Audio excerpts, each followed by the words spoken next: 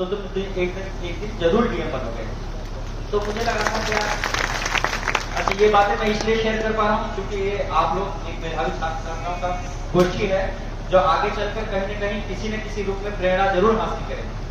और मैं चूंकि मैं अगर प्रेरणा हासिल करके आप सबके सम्मुख प्रस्तुत हुआ हूँ और मैं अपने जो एक्सपीरियंसेस से शेयर कर रहा हूँ, तो कहीं न कहीं मैं ये चाहता हूँ अगर 25 बच्चे हैं, 30 बच्चे हैं, तो कोई ना कोई जाके कम से कम 10% में 3 तो कोई ना कोई यहाँ से निकलेगा ही जो आगे जाके अपनी एक्सपीरियंसेस को शेयर करेगा। मैं दोबारा इसलिए बोलने के लिए आया हूँ क्योंकि मेरे से रहा नहीं गया।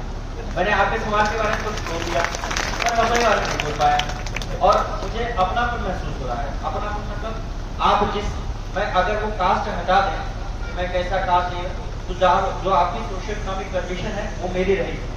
मैं भी उसी से हैंड टू माउथ वाली कंडीशन रहती थी, पढ़ाई के लिए, फीस के लिए, सारा जो भी समस्याएं रही जो आज आप झेल रहे हैं मैं झेल कर आया।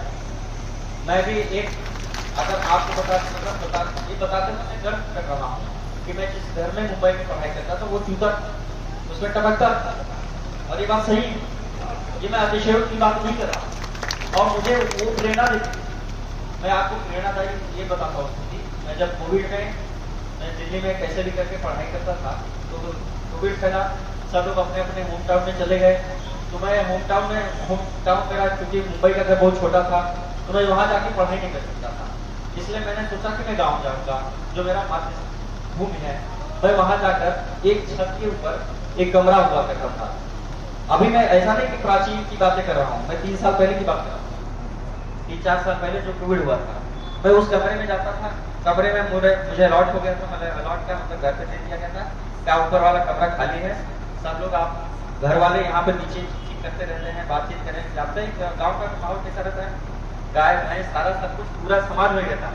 और अगर कोविड है तो सारे गाँव के सभी लोग वहीं आके इकट्ठा रहते हैं। तो पूरे नीचे आप भी जानते होंगे एक ताश पत्ते चल रहे हैं, सब कुछ चल रहा है, वहाँ एंटरटेनमेंट के सारे साधन हैं। पर मैं वहाँ ऊपर जाके कमरे में, वहाँ कोई सुविधा नहीं रहती थी, लाइट कितनी आती है जाती है गाँव में, आज तो सबको पता है। एक मैं पंखा रहता था, उसमें पसीना होता रहता था, फिर भी मैं पढ़ाई करता था और 8 घंटे 10 घंटे मेहनत करता, 12 घंटे मेहनत करता था।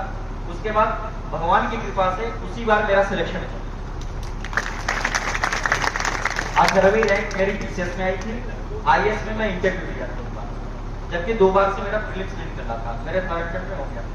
तो मैं आज आपको एकदम मेरी सोशल इकोनॉमिक कंडीशन और आप सबकी सोशल इकोनॉमिक जो आर्थिक सामाजिक स्थिति है उससे मैं कोरिलेट करके अपने आप को मैं दोबारा करने के लिए मैं मजबूर हुआ।